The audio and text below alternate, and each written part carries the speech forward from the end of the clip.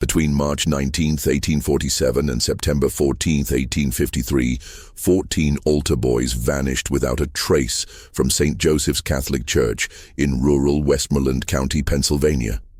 Not one body was ever recovered. Not one credible witness came forward.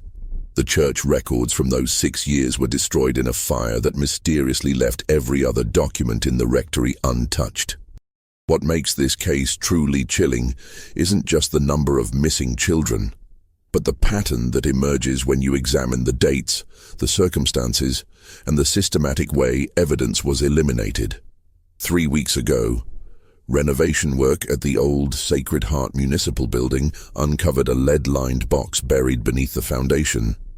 Inside were 127 pages of handwritten testimony, sealed church correspondence, and photographs that the Diocese of Pittsburgh had ordered destroyed in 1854. These documents reveal that the disappearances weren't random tragedies or runaways seeking adventure. They were part of something far more calculated, something that transformed a house of God into a hunting ground and turned the community's most trusted figure into their greatest threat. The survivors who broke their 170-year silence describe rituals disguised as prayer, children who returned from private sessions fundamentally changed, and a pattern of psychological manipulation so sophisticated that parents willingly delivered their sons into the hands of a predator. Tonight, you'll hear the complete account that church authorities buried, witness testimony that was sealed under threat of excommunication, and evidence that suggests the horrors at St. Joseph's may have been just one link in a chain of similar incidents spanning decades. Before we descend into the darkness that consumed Sacred Heart, this channel isn't for everyone, only for those brave enough to confront the monsters that hide behind the faces we trust most. If you're ready to join our brotherhood of mystery hunters who dare to uncover the truth that powerful institutions spend fortunes to bury, hit that subscribe button and tell me in the comments what state you're listening from.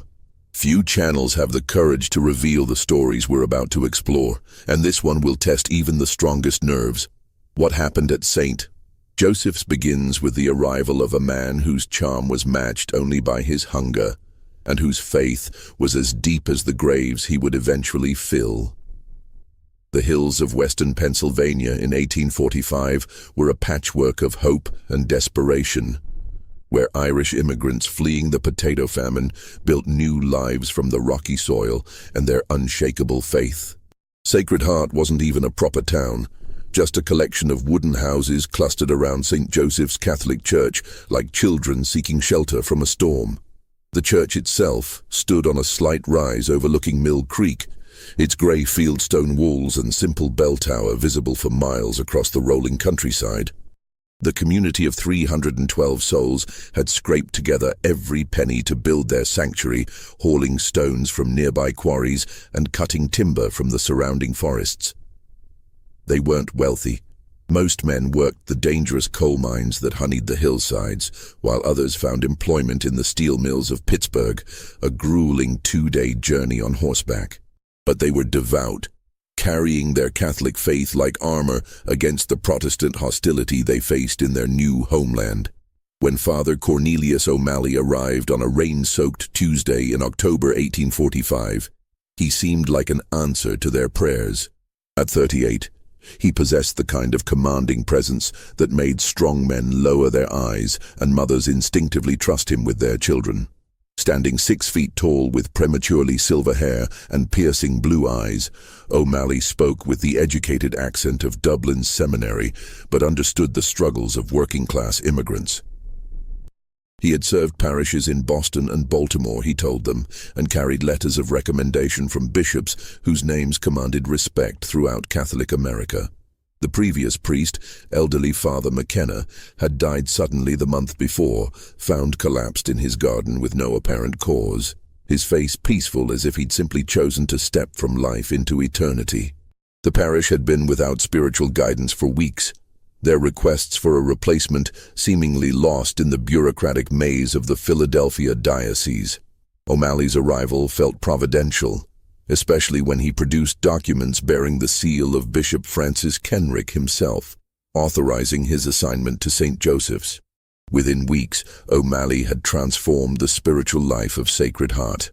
His sermons drew families from neighboring settlements, his Latin pronunciation was flawless, and his knowledge of Catholic doctrine seemed encyclopedic. He established a proper altar boy program, something the elderly McKenna had never managed, and began training young men in the sacred rituals that would prepare them for lives of Christian service. Parents competed to have their sons selected for this honor, seeing it as a pathway to education and advancement that their own poverty had denied them. The church reflected their collective devotion and O'Malley's refined sensibilities. He commissioned new stained glass windows depicting the Irish saints, Bridget, Columba, and Patrick, whose stories resonated with their immigrant experience. The altar was adorned with brass candlesticks purchased with money raised through church socials and donated labor. Most impressive was the bell tower, which O'Malley had enhanced with a clock mechanism and a bronze bell that chimed the hours, calling the faithful to prayer with a voice that seemed to echo from heaven itself. But it was in his relationship with the altar boys that O'Malley truly excelled, or so it seemed to the grateful parents who watched their sons flourish under his guidance. Michael Flanagan, the baker's boy who had struggled with reading, suddenly began reciting Latin with fluid precision. Tommy Sullivan, barely 10 years old, spoke of theological concepts that impressed visiting priests. Patrick Donnelly, the blacksmith's eldest son, announced his intention to pursue the priesthood, inspired by O'Malley's example of scholarly dedication and spiritual authority. The boys served not just during Sunday Mass, but at weekday services that O'Malley instituted for the spiritual benefit of the community. They learned to tend the altar candles, prepare the communion wine, and assist with the complex rituals that marked the Catholic calendar. O'Malley explained that this training required special sessions in the church's basement, where sacred relics were stored and where the boys could practice without the distractions of a full congregation. Parents noticed changes in their sons, a new seriousness, a deeper spirituality, an almost adult understanding of religious matters. The boys spoke less about childhood games and more about their calling to serve God. They formed close bonds with each other and with Father O'Malley, creating what seemed like a spiritual brotherhood that elevated them above the mundane concerns of secular life. Mary Sullivan, Tommy's mother, was particularly proud of her son's transformation. The boy who had once spent hours chasing frogs in Mill Creek now spoke earnestly about the mysteries of the Eucharist and the importance of absolute obedience to God's representatives on earth. When she asked about his private lessons with Father O'Malley, Tommy's eyes would take on a distant look as he spoke about sacred secrets and special prayers that he couldn't share with anyone outside the brotherhood of altar boys. What none of them understood, what none of them could have imagined, was that their beloved priest was carefully selecting and grooming his victims, using their faith as a weapon against them and their children's devotion as a trap that would eventually consume 14 young lives. The man they trusted with their souls was methodically preparing for a harvest that would begin on the feast of St. Joseph, just as winter finally released its grip on the Pennsylvania hills. The morning of March 19, 1847, dawned clear and cold, with frost still glittering on the windows of Sacred Heart's modest homes.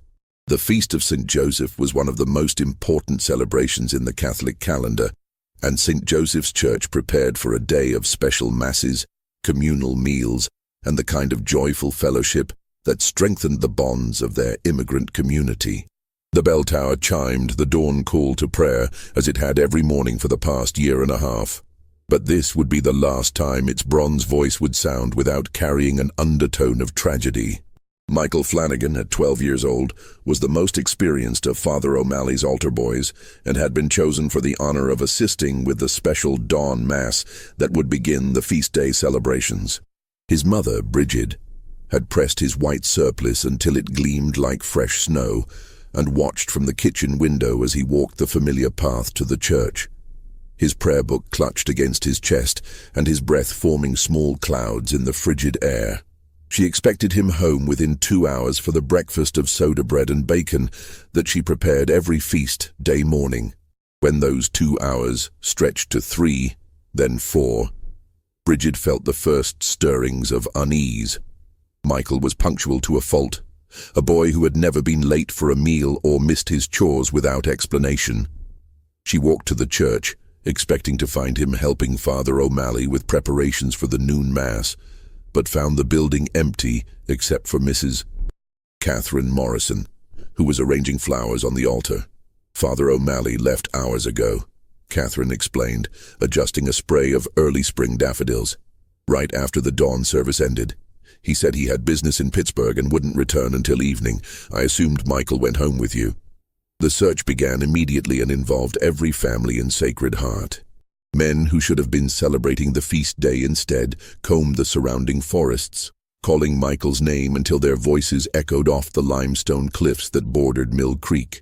They dragged the deeper pools where a boy might have fallen through thin ice, searched the abandoned mine shafts that dotted the hillsides, and questioned every traveler on the roads leading to Pittsburgh and Johnstown.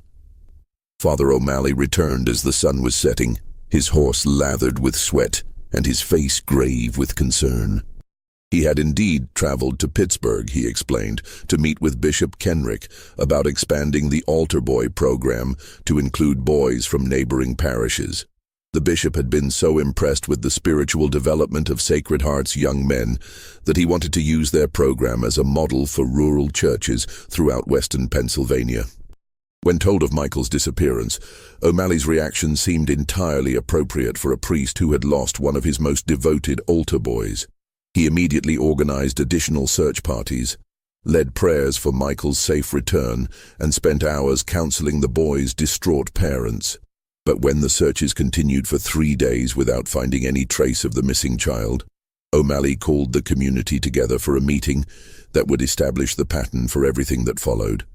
The gathering took place in the church on a Thursday evening, with nearly every adult in Sacred Heart packed into the simple pews. O'Malley stood before them in his black cassock, his silver hair catching the light from dozens of votive candles, his voice carrying the weight of spiritual authority as he addressed their fears and confusion. "My dear brothers and sisters in Christ," he began, his Dublin accent lending gravity to every word. "We are gathered in sorrow and bewilderment, seeking answers that may test our faith in ways we never imagined. Young Michael Flanagan has vanished from our midst, and despite our most diligent efforts, we have found no trace of him in the physical world. But I must share with you what Michael confessed to me during our last private conversation, a burden that I can no longer bear alone." The congregation leaned forward, desperate for any explanation that might make sense of their tragedy. O'Malley's voice dropped to barely above a whisper, forcing them to strain to hear every word. "Michael came to me 3 days before the feast, tormented by guilt over a sin so grave that he feared for his very soul. He had been stealing communion wine from the sacristy, not just small tastes, but entire bottles that he shared with boys from the Protestant settlements. Worse, he had been mocking our sacred rituals, teaching these heretics to perform blasphemous parodies of the Mass for their amusement." Gasps echoed through the church. Michael's parents, sitting in the front pew, looked stricken. Their son had always been devout, never showing any sign of the rebellious spirit that sometimes afflicted boys his age. "I counseled him, of course," O'Malley continued, explaining that while his sins were serious, God's mercy was infinite for those who truly repented. "We prayed together, and I gave him a special penance. He was to spend the entire night of the feast day vigil in the church, praying for forgiveness and strength to resist further temptation. When I left for Pittsburgh that morning, Michael was supposed to remain in prayer until my return."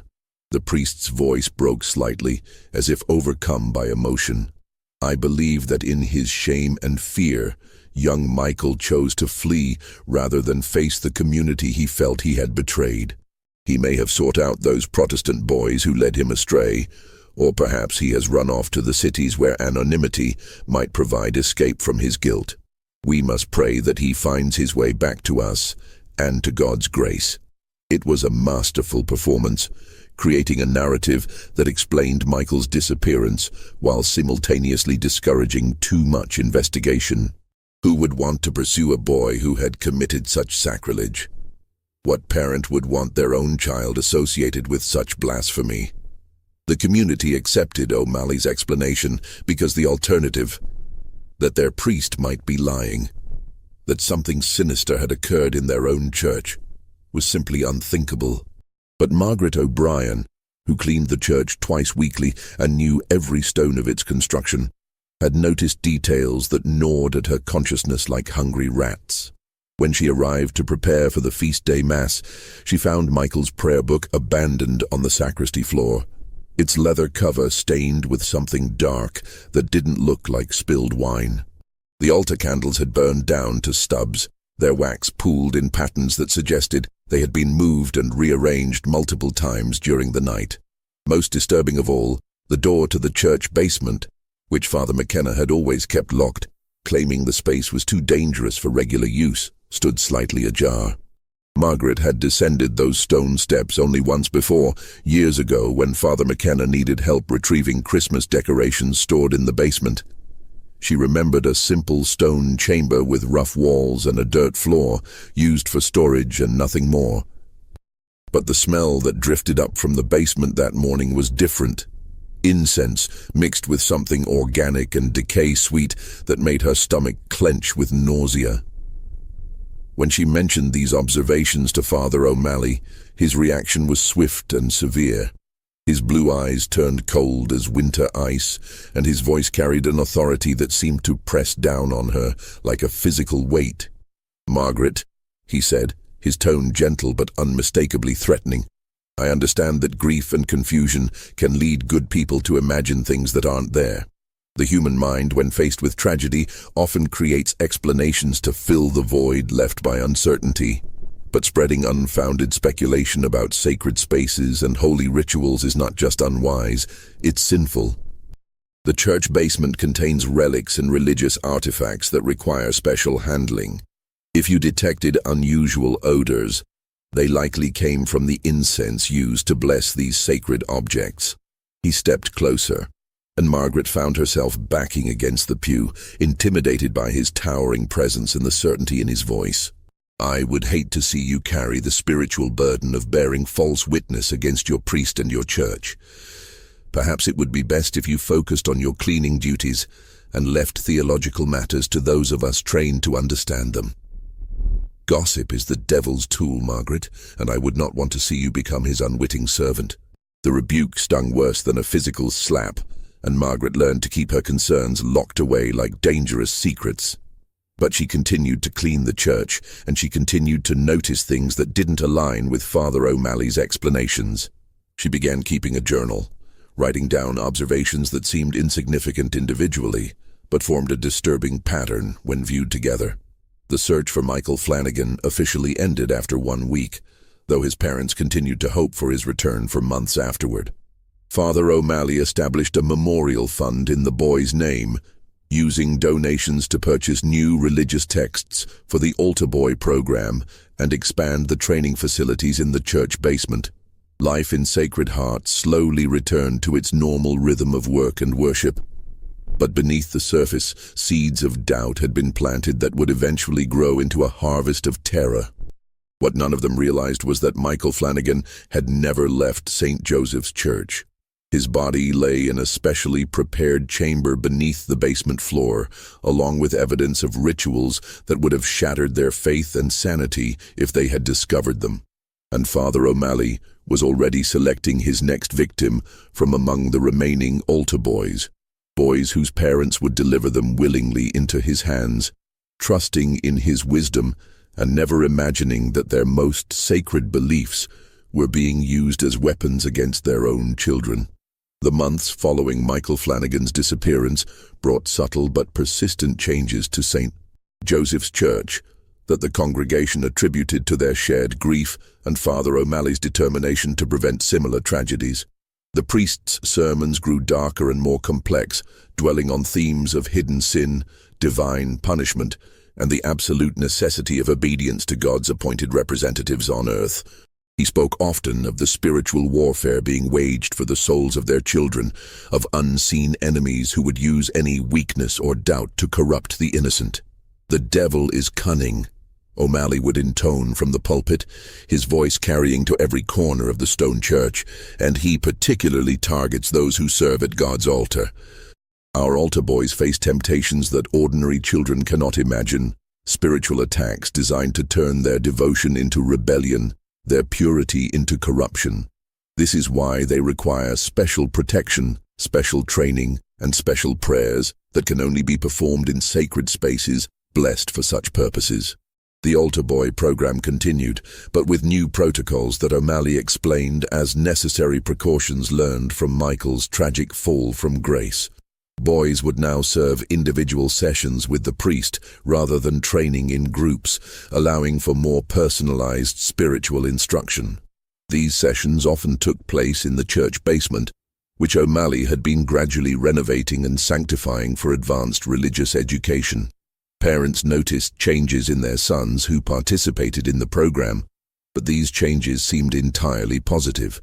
Tommy Sullivan, now 11, and the most senior altar boy after Michael's disappearance, displayed a spiritual maturity that impressed visiting priests and made his mother weep with pride.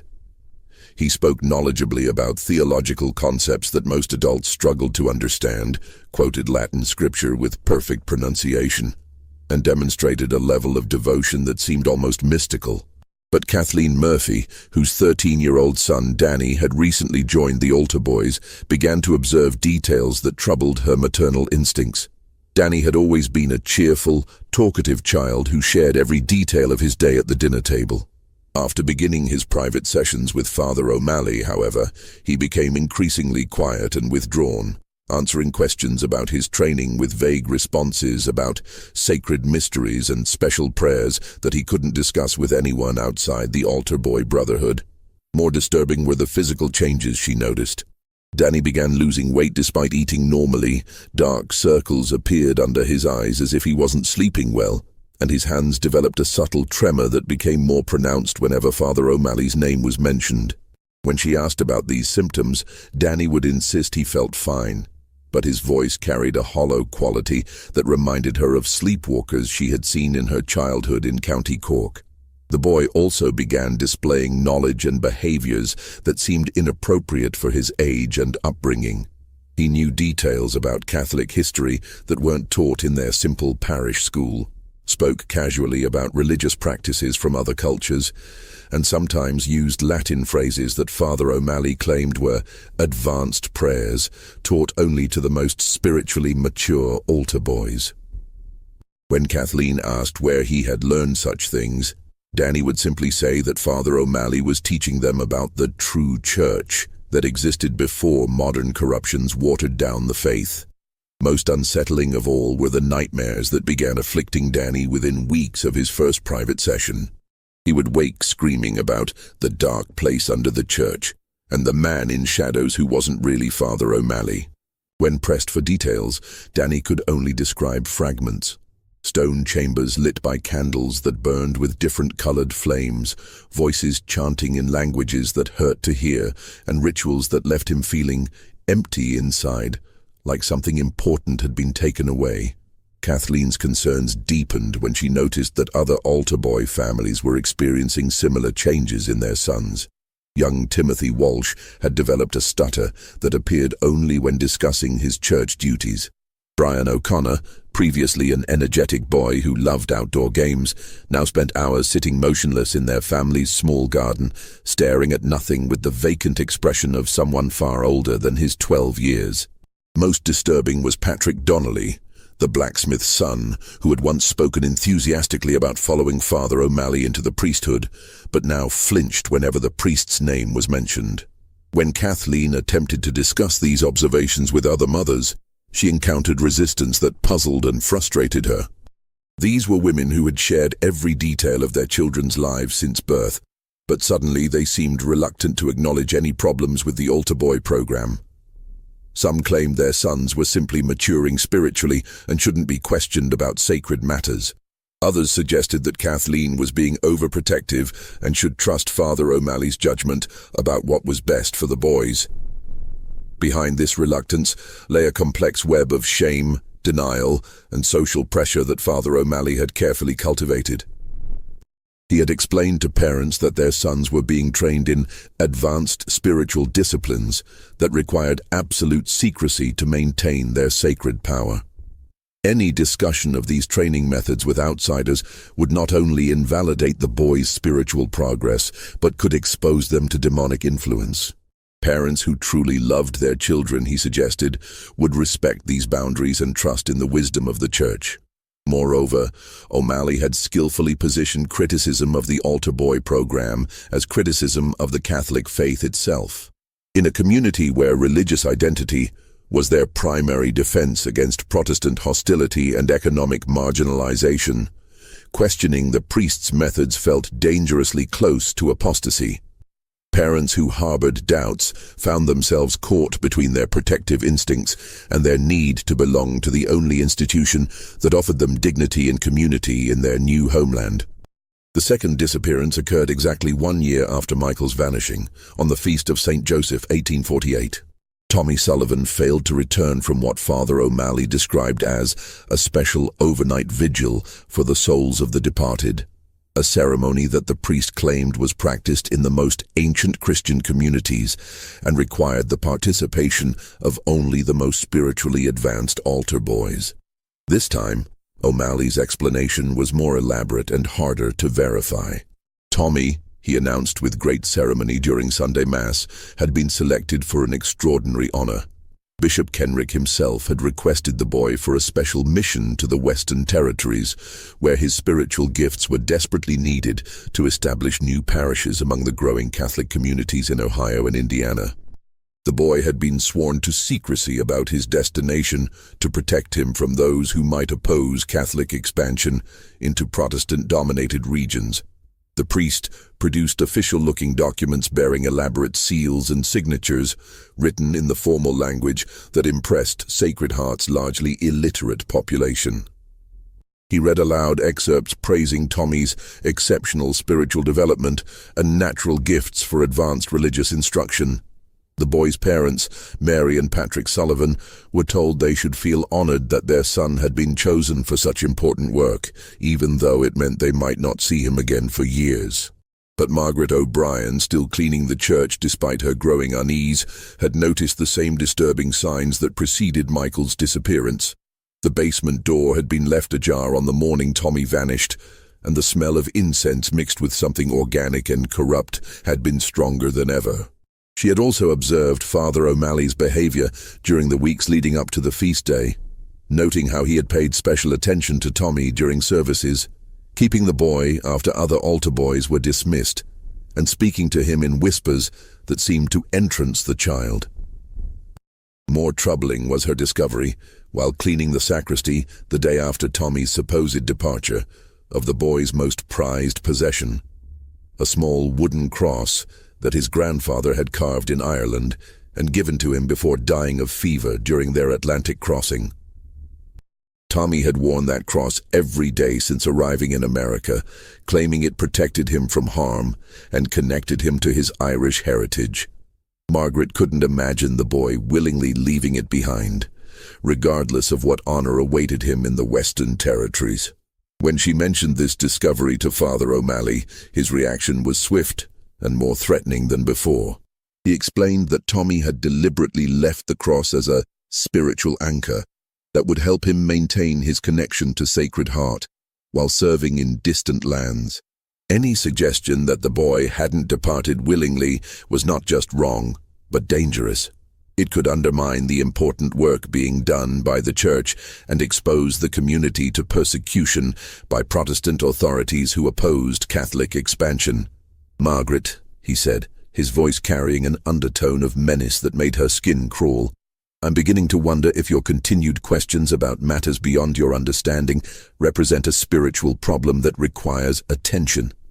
Perhaps you should consider confessing these doubts and receiving proper guidance about the sin of bearing false witness against God's work." The threat was clear, and Margaret understood that pursuing her concerns further could result in her being branded as a troublemaker, or worse, having her own faith questioned in a community where religious orthodoxy was essential for social survival. She fell silent, But she continued to watch and document the disturbing patterns that surrounded Father O'Malley's ministry. As 1848 turned to 1849, the priest's influence over Sacred Heart continued to grow. He established new traditions and rituals that he claimed were based on ancient Catholic practices recently approved by the Vatican. These included special midnight masses attended only by altar boys, extended fasting periods that were supposed to enhance spiritual sensitivity, and private confession sessions that could last for hours and left the boys appearing drained and disoriented. The community accepted these innovations because they seemed to produce visible results. The altar boys displayed unprecedented knowledge of Catholic doctrine, demonstrated remarkable devotion during services, and spoke with an adult sophistication about spiritual matters that impressed visitors from other parishes. Several bishops had praised Sacred Heart as a model of rural Catholic education, and there was talk of expanding their methods to churches throughout the region. What none of them understood was that they were witnessing the systematic psychological and spiritual destruction of their children, orchestrated by a predator who had learned to use their deepest beliefs as weapons against them. Father O'Malley wasn't just selecting victims. He was grooming an entire community to deliver those victims willingly, using their faith to blind them to warning signs and their trust to silence their protective instincts. The darkness that had claimed Michael Flanagan and Tommy Sullivan was spreading through Sacred Heart like an infection. And the worst was yet to come.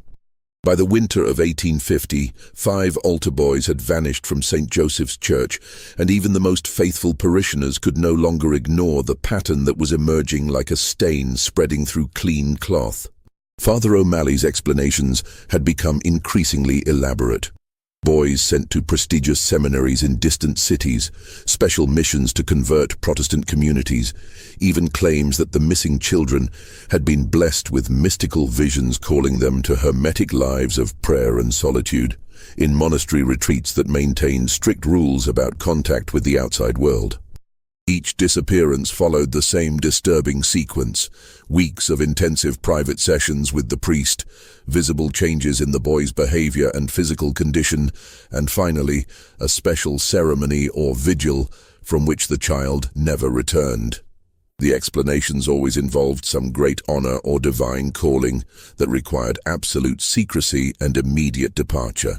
Parents were presented with official documents, told of the extraordinary spiritual gifts their sons possessed, and reminded that questioning God's plans was both prideful and potentially damaging to their children's sacred missions.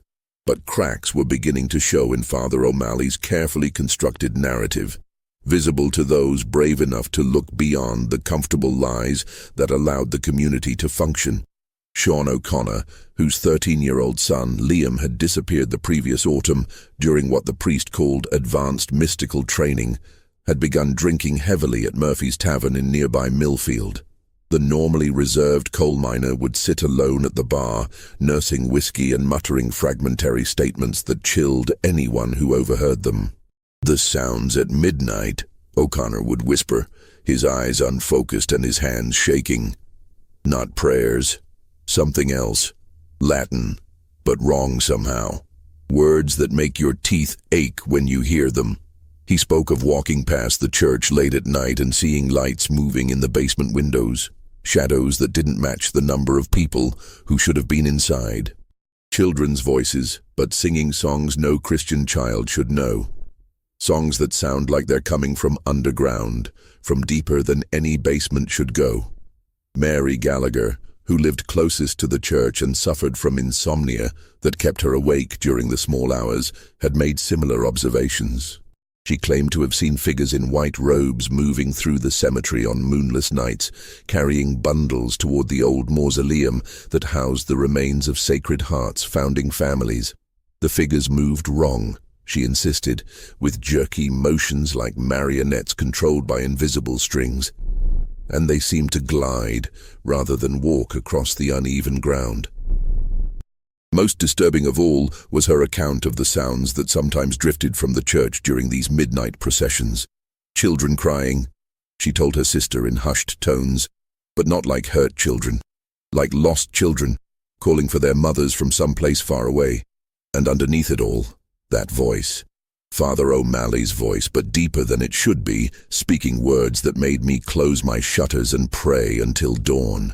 These fragmentary reports might have been dismissed as the fantasies of grief-stricken parents and sleep-deprived neighbors, but they began to form a pattern when compared with observations from other sources. James McKenna, nephew of the church's previous priest, had been going through his uncle's papers and discovered a journal that cast new light on Father O'Malley's arrival in Sacred Heart. According to the journal, Father McKenna had grown increasingly suspicious of his replacement during the weeks before his death. The old priest had received a letter from Bishop Kenrick's office announcing O'Malley's assignment, but when he wrote to confirm the appointment, his inquiries went unanswered. More troubling were the references O'Malley made to theological concepts that seemed to combine Catholic doctrine with elements from much older traditions, practices that McKenna couldn't find in any approved church texts. The journal's final entries, written in an increasingly shaky hand, described McKenna's growing fear that something was fundamentally wrong with his replacement. O'Malley had requested access to the church basement and seemed particularly interested in the building's history, asking detailed questions about the stone used in its construction and whether any significant burials had taken place on the property before the church was built. When McKenna had mentioned that the site was rumored to have been a meeting place for German settlers who practiced some form of folk Christianity before the Irish arrival, O'Malley's reaction had been one of intense interest rather than the dismissal such superstitions should have received from an educated priest. "There is something ancient stirring beneath our sacred ground," the journal's final entry read, "something that has been waiting for the right hand to awaken it. I fear I have been too weak to prevent what is coming, and I pray that God will forgive my failure to protect the innocent from the wolf I have allowed into our fold." Father McKenna had died that night, found peacefully in his garden the next morning with no apparent cause of death, and his face bearing an expression that witnesses described as one of profound resignation rather than peace. The breaking point came in March 1851, exactly 4 years after Michael Flanagan's disappearance, when Patrick Donnelly, now 16 and the oldest of the remaining altar boys, approached his father with a story that would shatter the fragile facade of normalcy that Sacred Heart had maintained for so long. Patrick had always been intelligent and perceptive, qualities that had initially made him Father O'Malley's favorite altar boy. But those same qualities had eventually allowed him to see through the priest's carefully constructed deceptions and recognize the true nature of what was happening in the basement of St. Joseph's Church. What he revealed to his father that night, speaking in whispers behind the locked door of their cottage, painted a picture of systematic abuse disguised as religious instruction and predatory behavior, masked as spiritual guidance. The private sessions, Patrick explained, had begun normally enough with additional training in Latin pronunciation and instruction in the more complex aspects of Catholic ritual. But gradually, Father O'Malley had introduced elements that seemed to come from sources outside traditional Catholic practice. The boys were taught ancient prayers in languages that predated Latin, shown symbols that the priest claimed represented the true cross used by the earliest Christian communities, and instructed in breathing techniques that were supposed to enhance their spiritual sensitivity. These sessions took place in chambers beneath the church basement that Patrick swore hadn't existed during Father McKenna's time. The rooms were carved from living rock and decorated with symbols that hurt to look at directly, as if the human eye wasn't designed to process such geometry. Candles burned with flames that cast shadows in the wrong directions, and the air was thick with incense that smelled of flowers and decay in equal measure. Most horrifying of all, Patrick claimed that the missing boys weren't gone. They were still in the church, changed by what Father O'Malley called the true communion. He had seen them during the midnight ceremonies, their eyes reflecting light like animals, and their movements controlled by will other than their own. They spoke in voices that sounded like multiple people talking in unison, and they served the priest in ways that made Patrick violently ill when he tried to describe them. "They're not dead," he whispered to his father, his face pale as candle wax and his hands shaking with remembered terror. But they're not alive either, not in any way that matters. Father O'Malley calls them his eternal altar boys, and he says that someday all of us will join them in service that never ends. He's been preparing me, Da. Special lessons about accepting transformation and embracing the sacred hunger.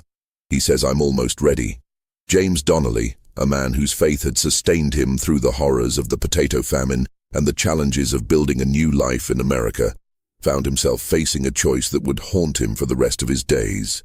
To believe his son meant accepting that their beloved priest was something monstrous, that their church had become a hunting ground, and that the faith they had used to define their identity was being weaponized against their own children. To dismiss Patrick's account meant potentially sacrificing his eldest son to whatever evil had already claimed 5 other boys.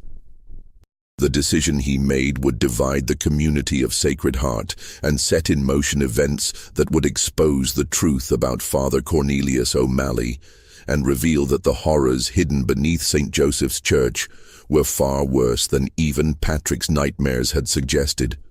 The confrontation that would tear Sacred Heart apart began not with violence or accusation, but with 3 fathers sitting around James Donnelly's kitchen table on a cold February night in 1851, sharing whiskey and gathering courage for what they all knew might be the most dangerous decision of their lives.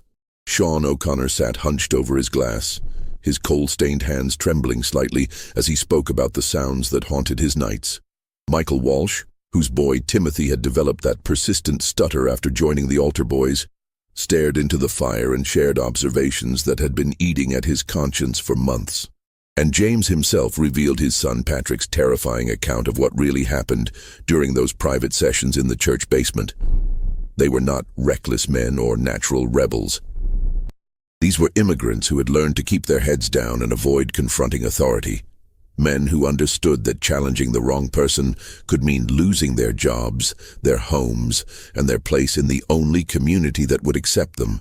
But they were also fathers, and the protective instinct that had driven them across an ocean to build new lives for their families was now screaming that their children were in mortal danger. "We can't go to the sheriff," O'Connor said, his voice barely above a whisper. "Protestant lawmen won't listen to Catholic concerns, and even if he did, what proof do we have? Strange sounds in the night, children having nightmares, a priest who's maybe too friendly with the boys. They'd laugh us out of the county courthouse, and we'd be marked as troublemakers." Walsh nodded grimly. "And we can't write to the bishop either. O'Malley's got documents with Kenrick's seal, letters of recommendation that look official enough. If we accuse him of whatever this is, without proof, they'll transfer us to another parish or worse, could lose our jobs, our homes. Whole community could be scattered." James Donnelly took a long pull from his whiskey glass and felt the burn in his throat match the fire of determination building in his chest. "Then we get proof," he said simply. "We find out what's really happening in that basement, and we document it. Whatever O'Malley is doing to our boys, we expose it." The plan they devised was simple, but terrifying in its implications. They would conduct surveillance of the church during the nights when Patrick reported that the special ceremonies took place, gathering evidence of any inappropriate activities.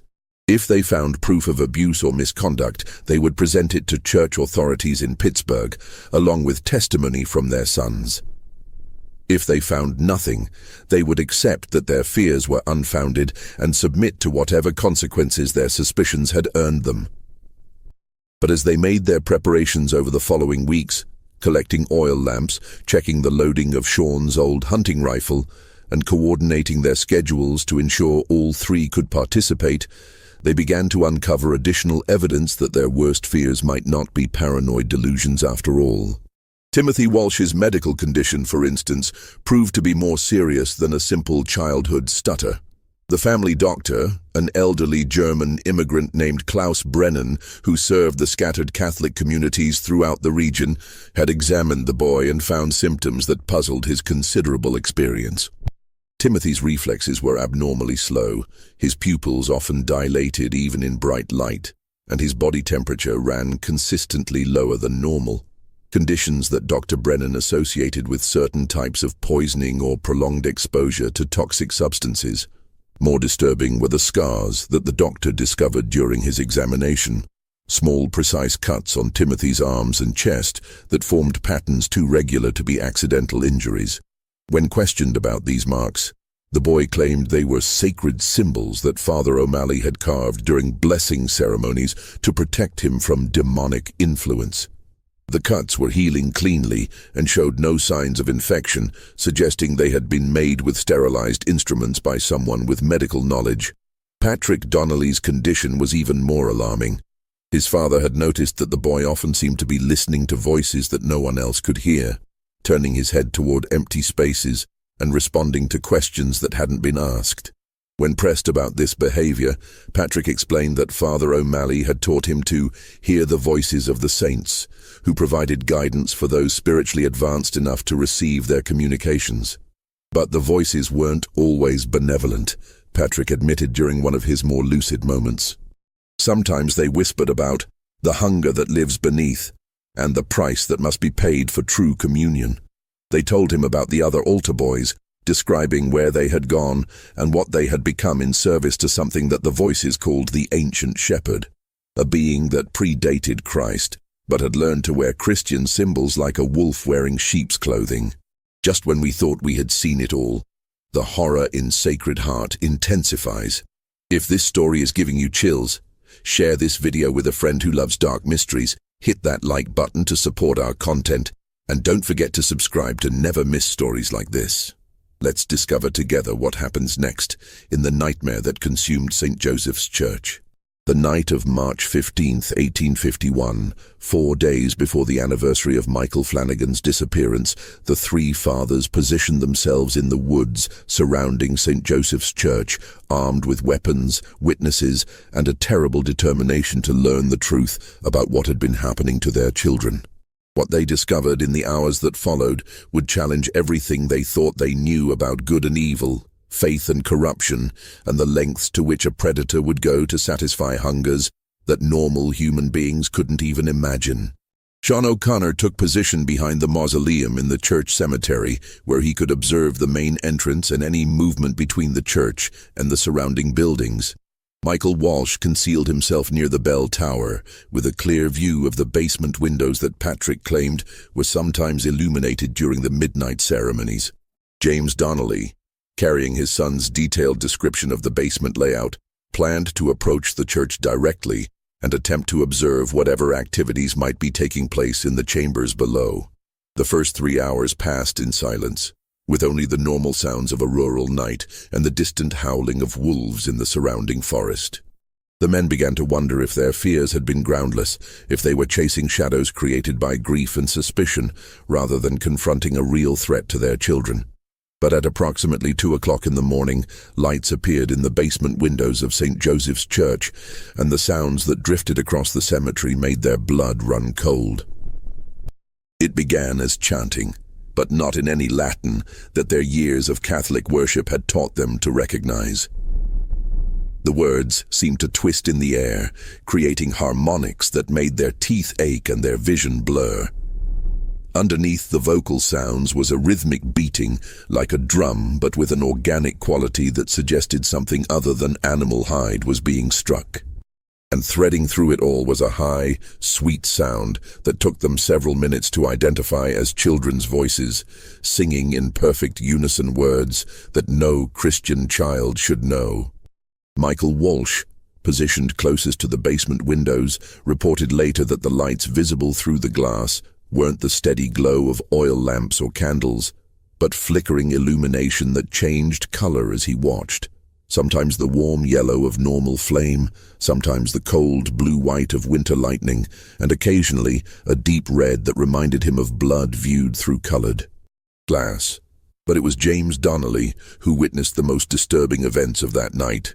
Approaching the church from the side where Patrick had shown him a basement entrance that was usually locked, he found the door standing slightly ajar and warm air flowing from the opening despite the February cold. The smells that emerged from that portal were a mixture of incense, burning wax, and something organic that reminded him of the charnel house, where pigs were slaughtered during the autumn harvest.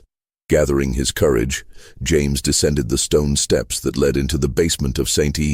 Joseph's Church, following the sounds and lights toward chambers that shouldn't have existed according to the building's original plans.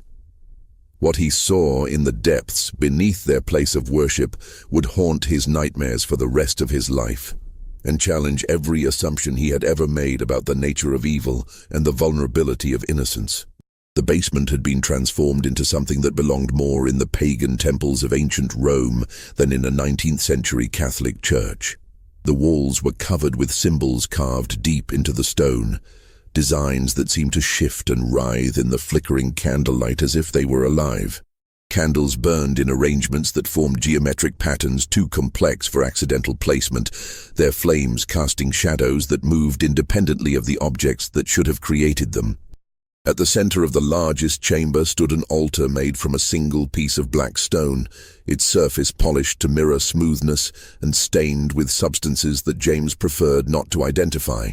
Around this altar, moving in a slow circle that followed the rhythm of the drumming, were 7 figures in white robes. But these weren't the simple surplices worn by altar boys during normal church services. These garments were decorated with the same twisted symbols that covered the walls, embroidered in threads that seemed to absorb light rather than reflect it. But it was the faces beneath those hoods that broke something fundamental in James Donnelly's understanding of reality. 5 of the 7 figures were the missing altar boys: Michael Flanagan, Tommy Sullivan, and the others who had supposedly been sent to distant seminaries or missionary postings. But they had been changed in ways that went beyond simple physical alteration. Their eyes reflected light, like those of nocturnal animals. Their movements were perfectly synchronized, as if controlled by a single mind, and when they opened their mouths to continue the chanting, the sounds that emerged seemed to come from multiple throats, speaking in unison. The 6th figure was his own son, Patrick, moving with the same mechanical precision as the others, but still recognizably himself, evidence that whatever transformation process was being used hadn't been completed yet. And leading the procession, his silver hair gleaming in the unnatural light and his blue eyes filled with an intelligence that seemed far older than his apparent age, was Father Cornelius O'Malley. But the priest James had known for over 5 years was gone, replaced by something wearing his form like an ill-fitting garment. The man conducting this obscene ceremony moved with fluid grace that seemed to defy the normal limitations of human anatomy, spoke in voices that layered upon themselves to create harmonies no single throat could produce, and radiated an authority that felt like a physical presence pressing down on everything in the chamber.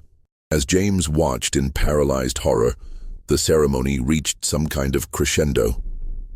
O'Malley raised his hands above the black altar, speaking words in a language that predated Latin by centuries, and the changed altar boys began to sing in voices that seemed to come from underground, from depths that extended far beyond the basement of any church. The sound was beautiful and terrible simultaneously, a choir of innocence corrupted and transformed into something that served hungers too ancient and alien for human comprehension. The moment was broken when James, overcome by the magnitude of what he was witnessing, stumbled backward and knocked over a ceremonial candle. The sound echoed through the stone chamber like a gunshot, and 7 pairs of eyes turned toward his hiding place with predatory focus. For a heartbeat that seemed to last an eternity, James Donnelly stared into the faces of children he had known since birth, and saw nothing recognizable looking back at him. Then Father O'Malley spoke a single word in that ancient language, and the transformed altar boys began moving toward James with movements that flowed like water but struck the stone floor with sounds like breaking bone. James turned and ran, his survival instincts overriding the protective urges that had brought him to this place, and behind him he could hear the pursuit. Not footsteps, but something that scraped and whispered across the basement floor like wind through a graveyard. He reached the outside air just as Sean O'Connor and Michael Walsh came running from their own positions. their faces pale with terror and their voices babbling about things they had seen moving in the cemetery that shouldn't exist in a world governed by natural law. The three men fled into the forest without speaking, running until their lungs burned and their legs gave out. And only when the sun began to rise did they dare to stop and try to make sense of what they had witnessed. The confrontation that would expose the truth about Father Cornelius O'Malley began 3 days later, when Bishop Francis Kenrick arrived in Sacred Heart with a retinue of church investigators and a wagon full of documents that would shatter everything the community thought they knew about their beloved priest. The bishop's visit wasn't a response to the father's reports. None of them had found the courage to approach church authorities with accounts that sounded like the ravings of madmen. Instead, Kenrick had come in response to inquiries from other parishes about missing altar boys and disturbing reports from communities where O'Malley had previously served. The investigation that followed would reveal that the man who had claimed the identity of Father Cornelius O'Malley was responsible for disappearances spanning nearly 2 decades and covering hundreds of miles. The real Cornelius O'Malley had indeed died in a seminary fire in Dublin in 1832. But his identity had been assumed by someone whose true name appeared in no official records, and whose history stretched back through a series of assumed identities to origins that church investigators could never definitively establish. Bishop Kenrick, a man whose ecclesiastical career had included dealing with some of the Catholic Church's darkest secrets, had begun tracking the pattern after receiving reports from parishes in Boston, Baltimore, and Philadelphia about altar boys who had vanished during periods when their congregations were served by visiting priests bearing impeccable credentials and impressive letters of recommendation. The reports shared disturbing similarities. Boys who disappeared during religious ceremonies, communities that were reluctant to investigate too deeply, and priests who moved on to new assignments before questions could be raised. What made the case particularly troubling was the sophistication of the deception involved. The false documents weren't crude forgeries, but masterful recreations that required access to official seals, detailed knowledge of church hierarchy, and connections that suggested the impostor had inside information about Catholic administration. Moreover, the theological knowledge displayed by the false priest was genuine and extensive, indicating someone who had received legitimate religious education before turning to darker purposes. The confrontation at St. Joseph's Church took place on March 19, 1851. Exactly 4 years after Michael Flanagan's disappearance, and during what church records would later reveal was planned to be the completion of O'Malley's Great Working, a ceremony that would have given him permanent control over Sacred Heart and its population. Bishop Kenrick, accompanied by 2 other priests and armed with both ecclesiastical authority and legal warrants, arrived at the church during what they expected to be normal morning services. What they found instead was a community in the grip of something that went beyond simple religious devotion. The congregation sat in perfect silence, their faces bearing the same vacant expression that James Donnelly had noticed in his son Patrick. Father O'Malley conducted the service with theatrical precision, but the Latin words he spoke weren't from any approved Catholic liturgy. The responses from the congregation came in unison, as if the entire community had been rehearsing the same script, and their voices carried harmonics that made the visiting bishops feel physically ill. But it was the altar boys who provided the most damning evidence of what had been happening at St. Joseph's. 7 children served the false priest with mechanical precision, their movements perfectly synchronized, and their faces bearing expressions of rapturous devotion that no human child should possess. When Bishop Kenrick called for them to approach so he could speak with them privately, they moved as a unit, turning their heads toward him with predatory focus that reminded him of wolves evaluating prey. The boys spoke in unison when questioned, their voices layering to create harmonies that shouldn't be possible from individual human throats. They claimed to be happy in their service, blessed to have been chosen for special duties that brought them closer to God than ordinary children could ever hope to achieve. But their words were too perfect, their responses too rehearsed, and their eyes reflected light in ways that suggested something fundamental had been altered in their biology. When Bishop Kenrick demanded to inspect the church basement, O'Malley's carefully maintained facade finally cracked. The man who had spent years projecting an image of scholarly piety and humble service suddenly radiated an authority that felt ancient and hostile. His blue eyes turned black as winter nights, his voice dropped to registers that seemed to come from underground, and he spoke words in languages that predated Christianity by millennia. "You have no authority here," O'Malley declared, his form seeming to grow larger and more imposing despite not actually changing height. "This ground was consecrated to powers older than your carpenter god, blessed by rituals that your church stole and corrupted for its own weak purposes. These children belong to me by right of conquest, and I will not surrender them to priests too frightened to embrace the true nature of divine hunger." The battle that followed lasted only minutes but felt like hours to the witnesses who survived to describe it. O'Malley revealed abilities that no human being should possess, speaking in multiple voices simultaneously and moving with speed that left afterimages in the air. The altar boys formed a protective circle around him, their synchronized movements creating patterns that hurt to watch directly and generated sounds that shattered several windows in the church.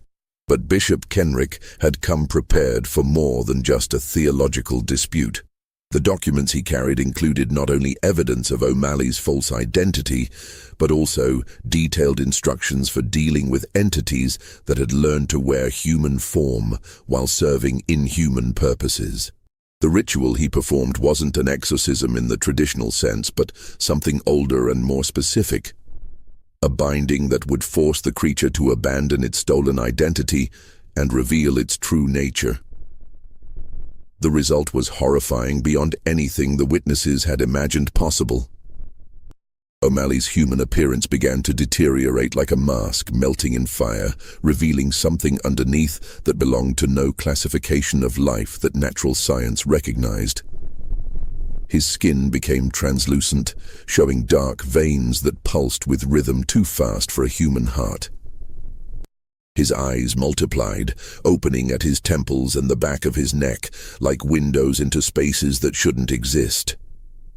And his voice, when he screamed his rage at being exposed, shattered every piece of glass in the church and drove 3 of the investigating priests to their knees, with hands pressed over their bleeding ears. But the most devastating moment came when the binding ritual reached its climax, and the spell that had transformed the altar boys was broken. The 7 children collapsed simultaneously, their bodies convulsing as whatever had been controlling them was forcibly expelled. When they finally stopped moving and opened their eyes, 5 of them stared at the ceiling with the vacant gaze of the truly dead, while 2, including Patrick Donnelly, began screaming with voices that sounded like children again for the first time in months. The thing that had called itself Father Cornelius O'Malley made one final attempt to maintain its hold over Sacred Heart, speaking words that tried to reimpose the mental dominance it had exercised over the community for years. But its power had been broken by the exposure of its true nature, and instead of compliance, it faced a congregation that was finally seeing clearly after years of spiritual manipulation. James Donnelly, freed from the supernatural influence that had kept him passive despite his growing suspicions, grabbed his son Patrick and ran from the church, followed by other parents who suddenly understood what had been done to their children. Behind them, the creature's screams of rage and frustration echoed across the Pennsylvania hills like the sound of damnation itself being denied its promised harvest. The official church records of what happened at St. Joseph's Church on March 19, 1851 was sealed by order of the Vatican and wouldn't be opened for examination until 1998, when changing attitudes toward institutional transparency forced the Catholic hierarchy to acknowledge some of its darkest secrets.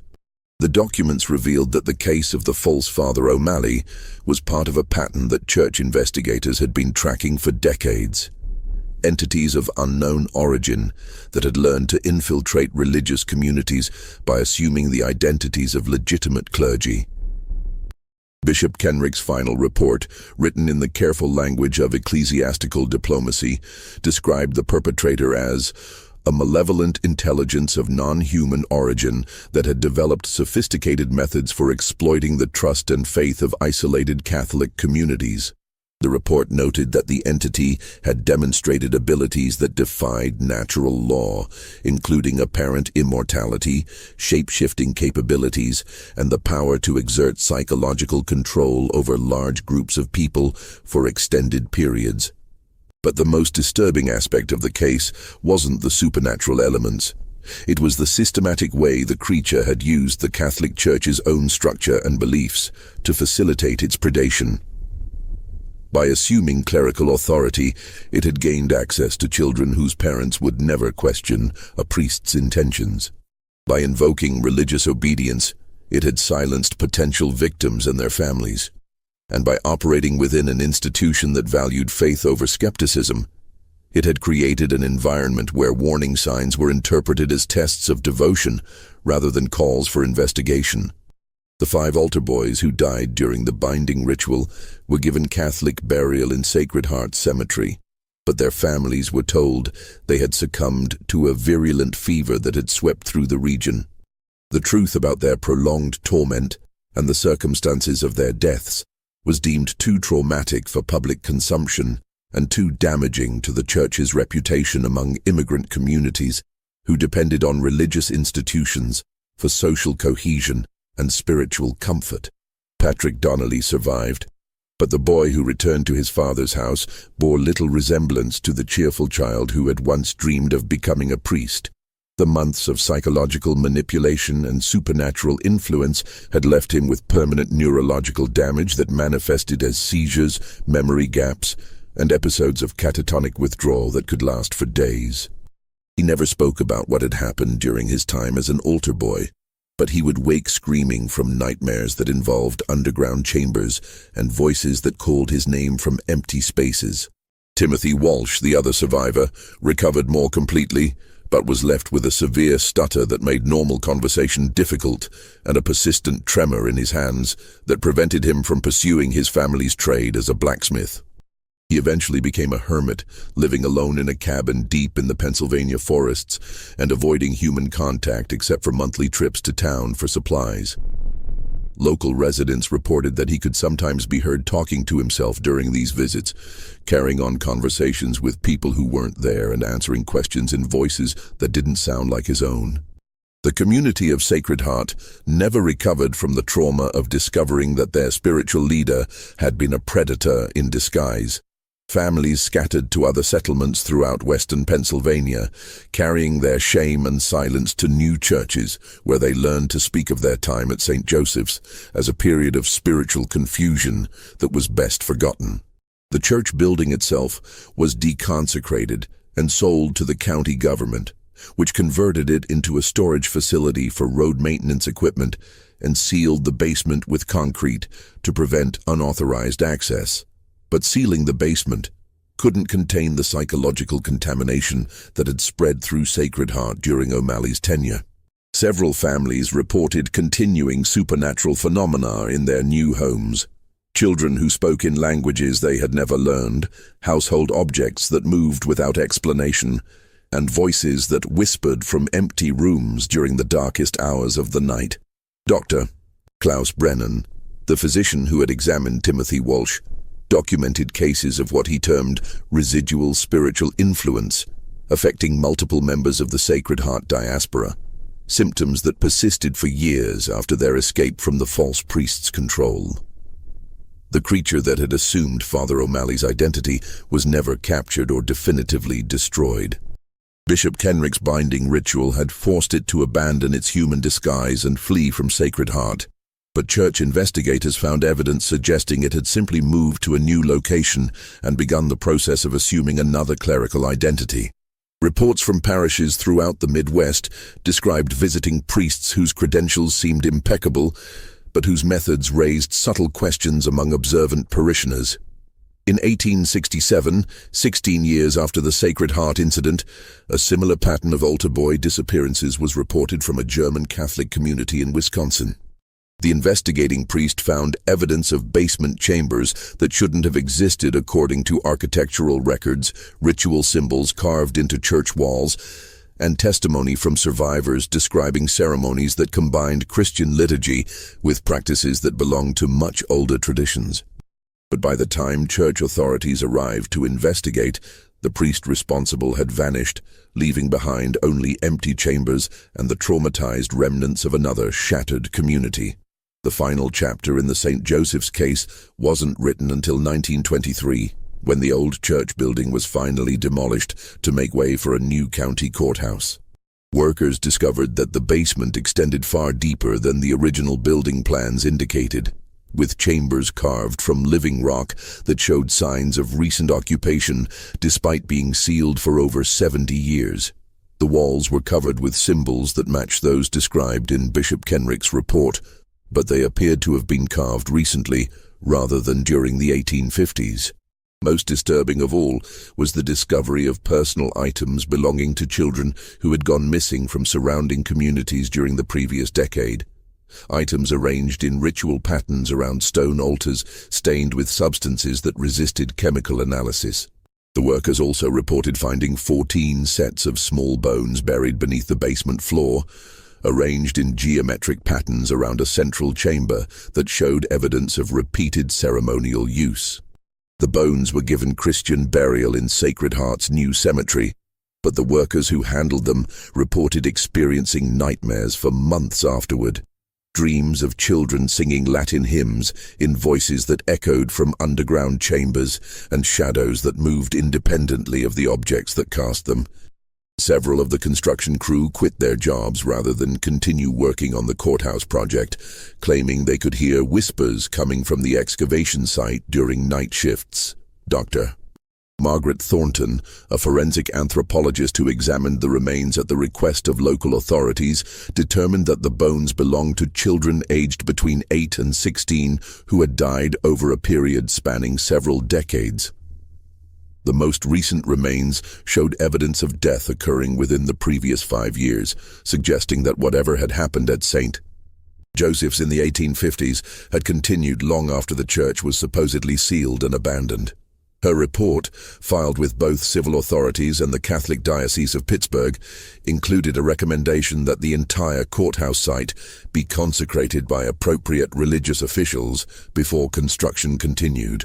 The recommendation was quietly ignored, but workers on the project reported continuing supernatural incidents. Tools that moved overnight, foundation concrete that cracked in patterns that resembled the ritual symbols found in the basement, and the persistent sound of children's voices singing during the early morning hours when the construction site should have been empty. The courthouse was completed in 1924 and served the county government for nearly 8 decades, but employees reported a higher than average rate of psychological problems, mysterious illnesses, and job turnover throughout its operational history. The building was finally abandoned in 2003 after a series of structural problems that engineers couldn't explain, and it remained empty until the renovation project that uncovered the lead-lined box containing Bishop Kenrick's sealed documents. This mystery shows us that evil can wear the most trusted faces, that predators can hide behind the very institutions we depend on for protection and guidance. The 14 altar boys of St. Joseph's were betrayed not just by a monster in human form, but by a system that valued faith over skepticism and institutional reputation over the safety of children.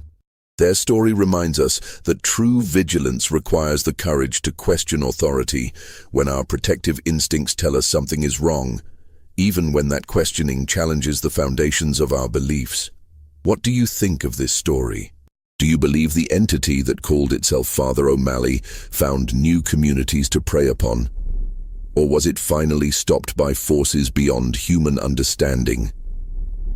Have you ever encountered situations where trusted authority figures demanded unquestioning obedience that made you uncomfortable? Leave your thoughts in the comments below. If you enjoyed this tale and want more horror stories that reveal the dark secrets hidden in America's religious history, subscribe, hit that notification bell, and share with someone who loves mysteries that chill the soul. See you in the next video, where we'll uncover another buried truth that powerful institutions hoped would never see the light of day.